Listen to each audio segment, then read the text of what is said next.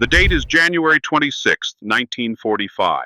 Somewhere in the frozen forests of eastern France, near a town called Holtzwihr, a young American lieutenant stands alone on a burning tank destroyer. German soldiers are advancing from three sides. Machine gun fire tears through the winter air.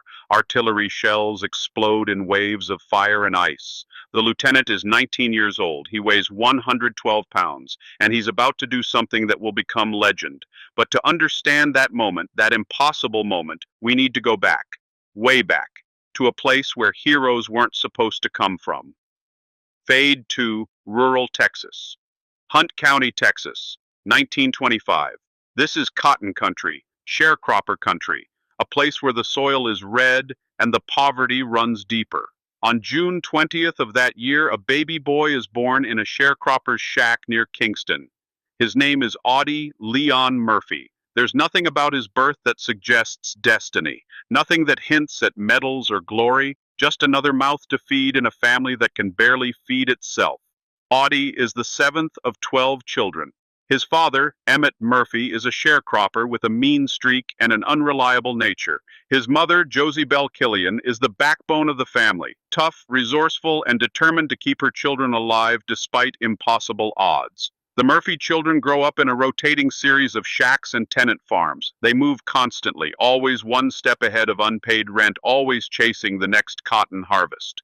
Audie learns to pick cotton before he learns to read properly. By age 5, he's in the fields. By age 8, he's hunting rabbit and squirrel to put food on the family table. This isn't romantic rural poverty. This is the kind of poverty that grinds you down, that kills children from malnutrition and disease, that turns men into shadows of themselves.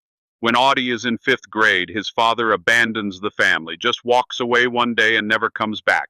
Emmett leaves behind a wife, 12 children, and nothing else. No money, no support, no explanation. Josie Murphy does everything she can. She takes in washing. She works other people's farms. She sends the older children out to find whatever work they can. But it's not enough. It's never enough. Audie becomes the family hunter. He borrows a .22 rifle and teaches himself to shoot. He has to teach himself because bullets cost money, and money is something the Murphy family doesn't have. Every shot has to count. Miss a rabbit and the family goes hungry that night, so Audie learns to make every shot count. He develops an almost supernatural marksmanship, a steady hand, a sharp eye, nerves of steel. He can drop a running rabbit at 50 yards. He can shoot a squirrel from a tree without damaging the meat. He becomes, without knowing it, one of the best natural marksmen in Texas. But marksmanship doesn't save his mother. In 1941, Josie Murphy dies. She's only 43 years old, worn out from years of impossible struggle. Audie is 16. His world collapses. The Murphy children are scattered. The younger ones are sent to an orphanage. Audie and his older sister try to keep some of the family together, but it's hopeless.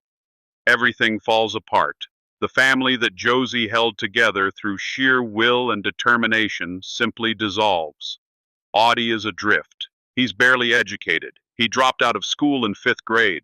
He has no real skills except hunting and farm work. He's small for his age, barely 5'5", thin as a rail. He drifts from job to job, farm laborer, garage mechanic, anything that puts food in his stomach. Then, on December 7th, 1941, everything changes. The Japanese attack Pearl Harbor. America is at war. Transition recruitment. Audie Murphy tries to enlist the day after Pearl Harbor. He walks into a Marine Corps recruiting office in Dallas, eager to fight. He's 16 years old, though he lies and says he's 18. He wants to avenge his country. He wants to prove himself. He wants to be somebody. The Marines reject him. Too small, too young looking, not Marine material. Audie tries the Navy. Same result. Rejected. He tries the paratroopers. They laugh him out of the office. For a kid who's been rejected his entire life, this is nothing new. But it stings anyway. His country is at war and nobody wants him. But Audie Murphy is nothing if not persistent. On his 18th birthday, June 20th, 1942, he tries again. This time he goes to the Army. The Army has lower standards. The Army needs bodies. The Army takes him. Audie Murphy is inducted into the United States Army in June 1942. He's assigned to the infantry. He ships out to Camp Walters, Texas for basic training. His military career has begun. In training, Audie excels at exactly one thing: shooting. His marksmanship scores are off the charts. Those years of hunting rabbits with borrowed rifles have paid off. He can hit targets other recruits can't even see. His drill instructors are impressed, but physically he's still tiny. He struggles with the heavy equipment. The M1 Garand rifle weighs almost as much as a typical infantry soldier's arm, and Audie's arms are thin as branches. He has to work twice as hard as everyone else just to keep up. His fellow soldiers don't take him seriously. They call him baby. They make jokes about his size, his baby face, his soft Texas drawl. Audie doesn't say much. He never says much, but he watches, he learns, he waits. By early 1943, Audie has completed training. He's assigned to Company B, 1st Battalion, 15th Infantry Regiment, 3rd Infantry Division. The 3rd Infantry Division has a motto, the Rock of the Marne. They earned it in World War I. They're about to earn it all over again. In April 1943, Audie Murphy ships out to North Africa. He's 18 years old. He's never been outside Texas. He's about to enter combat. Act 2. Baptism by Fire. Sicily, summer 1943. Audie Murphy's first taste of combat comes in Sicily, July 1943. The Allied invasion of Sicily, Operation Husky, is a massive amphibious assault designed to knock Italy out of the war and open up a second front in Europe. For Audie, it's terrifying. The landing boats pitch and roll in heavy seas. Men vomit from seasickness. Artillery shells scream overhead. Machine gun fire rakes the beaches. This isn't training. This is chaos. This is death. Audie wades ashore through waist-deep water, holding his rifle above his head, terrified he's going to die before he even reaches dry land. Shells explode around him. Men fall. The noise is overwhelming, a constant roar of gunfire, explosions, screaming, chaos. But something happens when Audie hits the beach. Something clicks. The fear doesn't go away exactly, but it becomes manageable. Background noise. His training takes over, his hunting instincts kick in. He moves forward. The fighting in Sicily is brutal. The Germans and Italians put up fierce resistance. The terrain is mountainous, rocky, perfect for defense. Every hilltop is a fortress. Every village is a battleground. The summer heat is crushing. Water is scarce. Disease spreads through the ranks. Audie survives. More than survives. He adapts. He learns the rhythms of combat. He learns to read terrain, to spot enemy positions, to move under fire. He learns the most important lesson of infantry combat. Keep moving. Stop, and you die. His first kill comes on a dusty Sicilian road. A German machine gun nest is pinning down his squad. Audie spots the position. A gap in a stone wall, maybe 150 yards away. He raises his rifle, takes a breath, and squeezes the trigger. The German machine gunner drops. The gun goes silent. His buddies cheer. Audie feels nothing, just relief. The immediate threat is gone. They can move forward. But that night, alone in his foxhole, Audie thinks about the man he killed. A real person, someone's son, maybe someone's father. It bothers him. He thinks it should bother him more. Over the following weeks, Audie kills more men. It gets easier. Not emotionally easier, that never changes, but technically easier. He develops a reputation as a deadly shot. When German snipers need to be cleared out, Audie gets the call. When a machine gun nest needs to be silenced, Audie volunteers. He's still the smallest man in the company, still looks like a kid, but nobody calls him baby anymore. September 1943. The invasion of mainland Italy begins on September 9, 1943. The 3rd Infantry Division lands at Salerno, just south of Naples. The Germans are ready for them. The Battle of Salerno becomes one of the bloodiest fights of the Italian campaign. The Germans counterattack with tanks and infantry, trying to drive the Allies back into the sea. For days, the outcome hangs in the balance. The beachhead is shallow. German artillery has the entire landing zone dialed in. Men die in droves. Audie's company is thrown into the line. They dig in on a hillside overlooking the beach. German tanks attack. Infantry follows. The Americans pour fire into the advancing Germans. Bodies pile up. The smell of death hangs in the air. Audie is everywhere. He's on the line, shooting. He's running ammunition. He's dragging wounded men to cover. Something inside him has fully awakened. He's not afraid anymore. Or rather, he's learned to function despite the fear. He moves through combat like he's hunting rabbits back in Texas, calm, focused, deadly. His company commander notices. Audie Murphy gets promoted to corporal. The fighting at Salerno grinds on for 2 weeks. The Germans finally withdraw, but they make the Americans pay for every yard. Audie's company takes heavy casualties. Friends die. The baby-faced kid from Texas has seen more death in 3 months than most people see in a lifetime. But he's still alive. That's something. Anzio, January 1944. Operation Shingle. The amphibious landing at Anzio is supposed to be a masterstroke. The Allies will land behind German lines, cut off their supply routes, and force a German withdrawal from the Gustav Line. It's brilliant in theory. In practice, it's a disaster. The landing goes well. The Allies establish a beachhead, but then the commanding general hesitates. Instead of driving inland, the Allied forces dig in. This gives the Germans time to respond.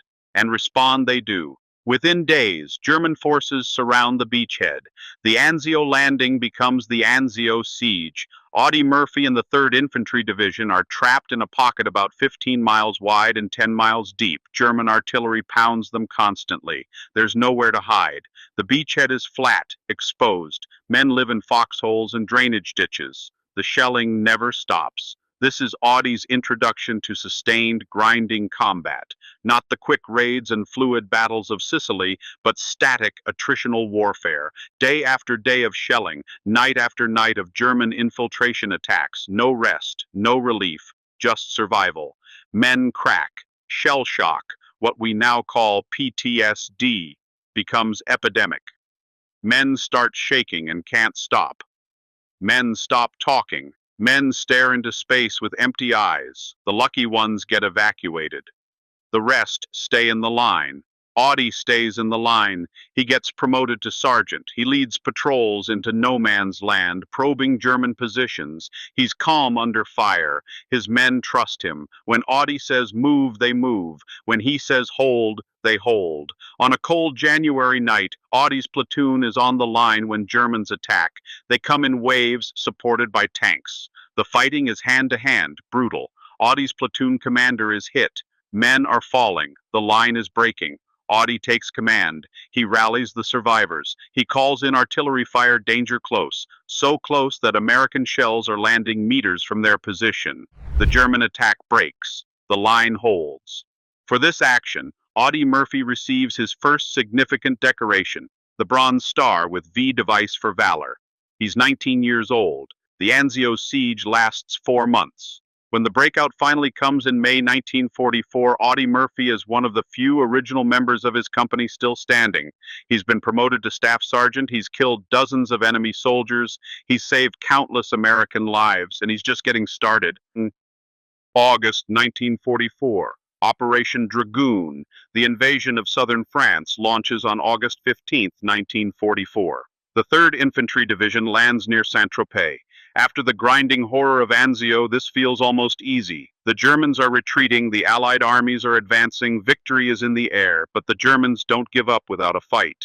As the Allies push north through the Rhone Valley, German rearguard actions slow the advance. Every bridge is blown, every crossroads is defended. The Germans are losing, but they're making the Allies pay. Near a small town called Montelimar, Audie Murphy does something that becomes legend. His company is pinned down by machine gun fire. 2 German MG-42 machine guns are dug in on a hilltop, raking the American positions. Men are dying. The advance has stalled. Audie studies the situation. The machine gun positions are maybe 200 yards away, protected by rocky cover. A frontal assault would be suicide. But Audie spots a drainage ditch that leads up the hill, out of the direct line of fire. Without orders, without backup, Audie grabs his rifle and a bag of grenades and crawls into the ditch. He moves slowly, carefully, staying below the rim. German bullets kick up dirt all around. He keeps moving. It takes him 20 minutes to crawl those 200 yards. When he reaches grenade range, he pulls the pins and starts throwing. 1 grenade, 2, 3. He's aiming for the machine gun positions. The first position goes silent. The second keeps firing. Audie crawls closer, throws another grenade. Still firing. He's close enough now to hear the Germans shouting. He throws 1 more grenade, right into the position. Silence. Audie stands up, walks to the German positions. Two machine gun crews, 12 men total, dead or wounded. He waves his company forward. The advance continues. For this action, Audie receives the Distinguished Service Cross, the second highest award for valor in the U.S. military, behind only the Medal of Honor. He's 19 years old. He's also promoted to second lieutenant, battlefield commission. The kid from Texas who couldn't get into the Marines is now an officer. By autumn 1944, the Allied advance is stalling. In the west, Market Garden has failed. In the east, the Red Army is grinding toward Germany. In southern France, the U.S. 7th Army has pushed to the German border, but the advance has bogged down. The problem is the Colmar Pocket, a German-held salient in Alsace, eastern France. The Germans have turned this region into a fortress. The terrain is difficult. The Vosges Mountains to the south, the Rhine River to the east, a network of rivers and canals throughout. Winter is coming. Conditions are deteriorating. Lieutenant Audie Murphy and Company B are in the thick of it. The fighting in Alsace is different from Italy and southern France. This is total war. Not just soldiers fighting soldiers, but armies grinding against each other in a war of attrition. Artillery duels, tank battles, infantry assaults across frozen fields. The weather is brutal. Winter, 1944 to 45, is one of the coldest on record. Snow falls constantly. Temperatures drop below zero. Men get frostbite. Equipment freezes. The roads turn to ice. Audie leads his men through it all. He's 20 years old now, but he looks older. The baby face is gone, replaced by something harder. His eyes have a distant quality. He doesn't smile much. He doesn't sleep much either. The nightmares have started. But in combat, he's as sharp as ever, maybe sharper. He seems to have a sixth sense for danger. His men swear he can smell German ambushes. Time and again, Audie halts a patrol just before walking into a trap. Time and again, he spots enemy positions that everyone else misses. On October 2nd, 1944, near the town of Clury, Audie Murphy does something that defies belief. His company is attacking a German strongpoint. Machine gun fire cuts down the lead elements. Men are pinned down, taking casualties. The attack is failing. Audie moves forward alone. He's carrying his M1 carbine and several grenades. German bullets snap past him. He doesn't stop. He reaches a stone wall about 50 yards from the German position. He sets up, takes aim, and starts shooting. One by one, Audie picks off the German machine gunners. He's calm, methodical. Aim, fire, shift, repeat. The Germans realize someone is shooting at them with impossible accuracy. They turn their fire on Audie. The stone wall explodes under machine gun fire. Audie keeps shooting. He kills or wounds a dozen Germans. The German position goes silent. The American advance continues. That evening, Audie's company commander recommends him for another medal. Audie shrugs it off. He was just doing his job. But the medals keep coming. On October 5th, he receives the Silver Star for single-handedly destroying a German machine gun nest. On October 26th, another Silver Star for leading a successful assault on a fortified German position. On December 18th, yet another decoration for leading a patrol that captured 15 German prisoners. Audie Murphy is becoming the most decorated soldier in the U.S. Army. His uniform is running out of space for all the ribbons. January 1945. The Colmar Pocket has become a killing ground. The Germans are surrounded but refuse to surrender. The Americans are attacking from three directions, trying to crush the pocket. The fighting is savage. Audie Murphy's company has been in continuous combat for weeks. They're exhausted. The company that landed at Anzio with 200 men is down to about 40 effectives. Everyone else is dead, wounded, or evacuated with frostbite or trench foot. The replacements don't last long. Most become casualties within days. Audie is the company commander now, Captain Murphy. He's 20 years old, commanding what's left of a rifle company. He looks 40. The weight of command, the stress of constant combat, the responsibility for his men, it's all written on his face. But he keeps going. What else can he do?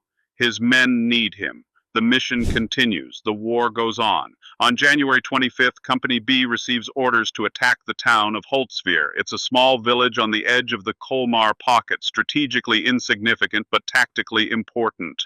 The Germans are using it as a forward observation post. It needs to be taken. Audie studies the maps.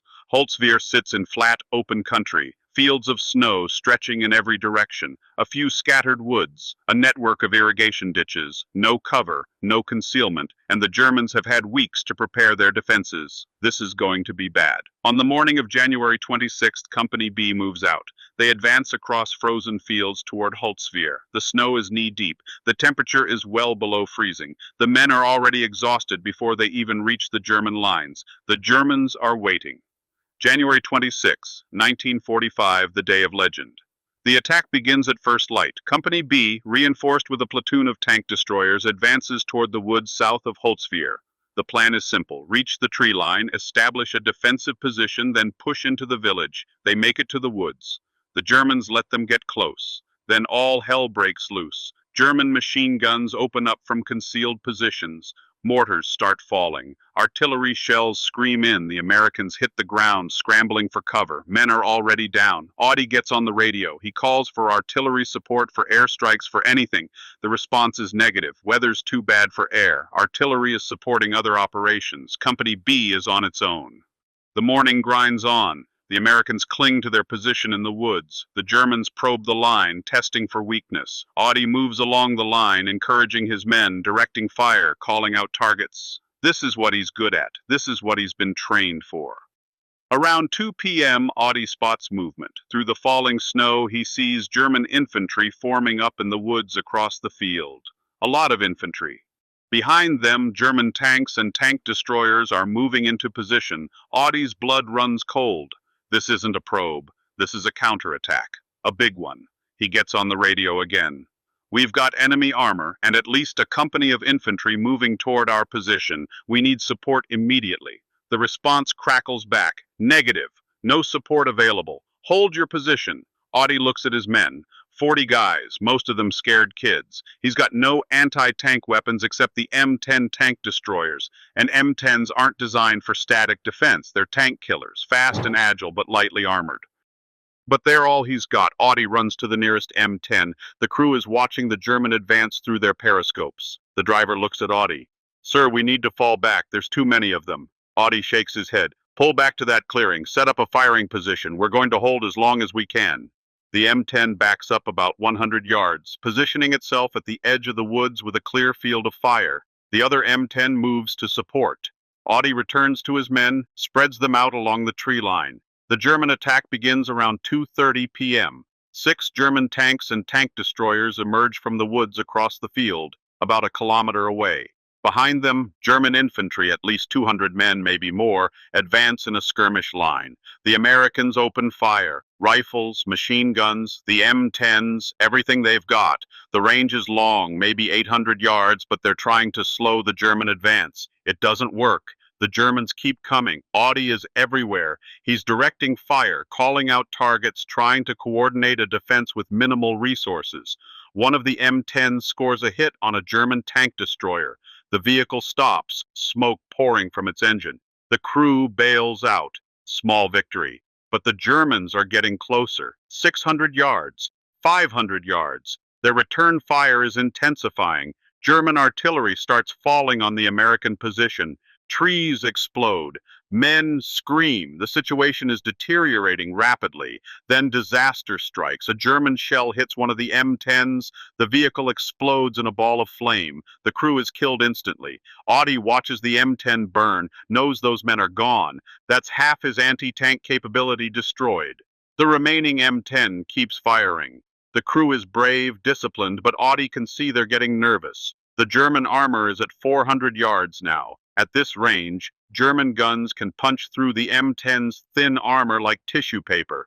Another German shell screams in. It hits near the second M10, close enough that shrapnel tears through the vehicle's tracks. The M10 is immobilized. The crew bails out and runs for the woods. Now Audie has no armor at all. 6 German armored vehicles are bearing down on his position. 200 German infantry are advancing behind the armor, and he's got 40 men with rifles. This is the moment. This is the decision point. Audie can order a retreat, pull back, regroup, live to fight another day. It's the sensible thing to do, the tactical thing. No one would blame him, but if he retreats, the Germans will pursue. They'll overrun the position. They'll push deep into American lines, and the men further back, the guys who are depending on Company B to hold this position, will be caught by surprise. More Americans will die. Audie makes his decision. He's going to hold. He runs to the disabled M10. The vehicle is still burning, smoke pouring from the engine compartment, but the main gun is still operational. The turret-mounted .50 caliber machine gun is intact, and critically, the radio still works. Audie climbs onto the burning tank destroyer. His men watch in disbelief. Someone shouts, "Lieutenant, get down from there. That thing's going to blow." Audie ignores them. He climbs into the turret. The metal is hot to the touch. Smoke stings his eyes. He can feel the heat from the fire below. The M10 could explode at any second, but from up here, he has a perfect field of fire. He can see the entire battlefield, and he's got that .50 caliber machine gun. Audie grabs the machine gun's handles. He swings the weapon toward the advancing Germans. They're at 300 yards now, close enough that he can see their faces. He opens fire.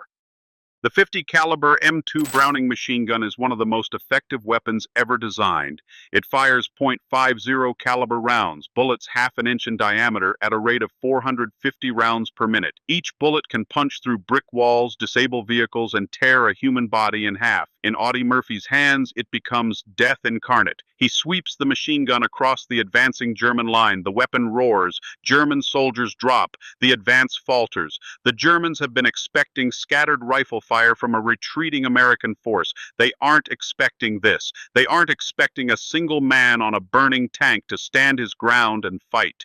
But Audie Murphy is standing his ground. The Germans return fire. They pour everything they've got toward that burning M10. Machine guns, rifles, tank cannons, everything. Bullets snap past Audie's head. Shells explode around him. The M10 shudders under the impacts. Audie keeps firing. Short, controlled bursts. Aim, fire, shift, repeat. His old hunting instincts are running the show now. He's not thinking about the danger. He's not thinking about the fire below him. He's just shooting. The German advance stops. 200 men go to ground, seeking cover from that terrible machine gun fire.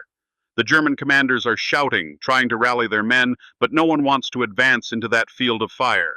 Meanwhile, Audie is on the radio. He's calling in artillery fire, directing it onto the German positions. He's giving coordinates, adjusting fire, walking the shells onto target, all while operating the machine gun, all while standing on a burning vehicle.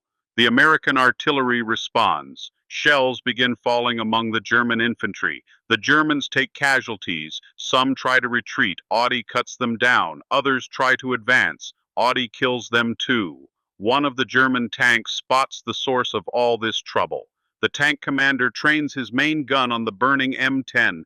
At 250 yards, he can't miss. He fires. The shell screams past Audie's head, missing by inches. It explodes in the woods behind him. Audie doesn't even flinch. He swings the .50 caliber toward the tank, fires a burst at the tank's vision ports. The tank commander drops back inside, button up. The tank can't hit what the commander can't see. Another German tank fires. This round hits the M10's hull, but doesn't penetrate. The vehicle rocks from the impact. The fire in the engine compartment flares up. Flames are visible now, licking at the turret. The M10 could explode at literally any second. Audie keeps fighting. The battle rages for nearly an hour. Audie stands alone on that burning tank destroyer, firing the machine gun, calling in artillery, refusing to retreat. He goes through belt after belt of ammunition. The machine gun barrel glows red hot. His hands are burned from touching the hot metal. His uniform is singed from the heat. But he doesn't stop. The Germans try everything. They try to flank the position. Audie spots the movement, swings the machine gun around, cuts them down. They try to rush the tank. Audie kills them at 50 yards. They bring up more armor. Audie calls in artillery that forces the tanks to withdraw, and all the while the M10 is burning beneath him. The smoke is thick now. Audie can barely breathe. The heat is intense. Several times his men try to reach him to pull him off the burning vehicle. He waves them back. He's got a job to do. At one point, a German soldier gets close enough to throw a grenade. It lands near the M10. Audie sees it, calmly shoots the German, then continues firing. The grenade explodes harmlessly. Another German squad tries to advance. Audie spots them at 100 yards. He empties an entire belt of ammunition into their position. None of them make it. The Germans begin to waver. They've taken massive casualties. Dozens dead, dozens more wounded. Their attack is completely stalled. Some units begin falling back. Audie continues calling in artillery. He's walked the fire right into the German assembly areas. German tanks are withdrawing. Infantry is retreating. The counterattack has been broken. Finally, after an hour of continuous combat, the Germans withdraw. They pull back across the field, leaving their dead behind. The attack is over. Audie Murphy climbs down from the burning M10. His legs are shaking, his hands are burned, his uniform is scorched. He's half deaf from the machine gun fire, but he's alive, and he's held the line. His men stare at him like he's a ghost. Someone asks, "Sir, are you hit?" Audie checks himself. Miraculously, he's not wounded, not a scratch. Bullets have torn his uniform. Shrapnel has gouged the M10 all around him, but he's untouched. "I'm fine," he says. His voice is hoarse from the smoke. "Get the men ready. They might come back." But the Germans don't come back. The counterattack has been broken. Company B has held. The line has held. Later, when the casualty reports come in, the scale of what happened becomes clear. The Germans suffered over 250 casualties, 50 dead, 200 wounded or captured, 6 armored vehicles destroyed or disabled. American casualties: 4 men killed when the first M10 was hit, 7 wounded. One man, one undersized baby-faced kid from Texas, stood on a burning tank destroyer for nearly an hour and broke an entire German counterattack. It should be impossible, but Audie Murphy did it. Act 5. Aftermath: the medal. News of Audie Murphy's actions at Holtzwihr spreads fast. His company commander immediately recommends him for the Medal of Honor, the highest military decoration in the United States, awarded for conspicuous gallantry and intrepidity at the risk of life above and beyond the call of duty. The recommendation goes up the chain of command, battalion to regiment to division to corps to army. At each level, officers read the account and shake their heads in disbelief. One man on a burning tank destroyer for an hour? But the eyewitness accounts all match. The German casualty figures confirm it. The battlefield evidence is undeniable. Audie Murphy really did it. On June 2nd, 1945, less than a month after the war in Europe ends, Audie Murphy is formally awarded the Medal of Honor. The ceremony takes place in France. A general pins the medal on Audie's chest, shakes his hand, and tells him he's a hero. Audie doesn't feel like a hero. He feels tired, he feels old, he's 20 years old, and he feels like he's lived 100 years. But the Medal of Honor is just the beginning. By the time the war ends, Audie Murphy has earned every combat decoration the U.S. military offers. Medal of Honor, Distinguished Service Cross, 2 Silver Stars, Bronze Star with V device, 3 Purple Hearts, and decorations from France and Belgium as well. He is, officially, the most decorated U.S. soldier of World War II. The war in Europe ends on May 8, 1945. Audie Murphy has been in combat for 2 years. He's fought in 9 major campaigns. He's killed an estimated 240 enemy soldiers, a number that makes him sick when he thinks about it. He's been wounded 3 times. He's seen most of his friends die, and now it's over. The return home. Audie Murphy returns to the United States in June 1945. He arrives in New York to a hero's welcome. Parades, speeches, press conferences. Everyone wants to meet the most decorated soldier of the war. Audie hates it. He doesn't feel like a hero, he feels like a fraud. The real heroes, he thinks, are the ones who didn't come back. The guys who died at Anzio, who froze to death in the Vosges, who burned alive in tanks. Those are the heroes. But the public doesn't want to hear that. They want a hero, and Audie Murphy is what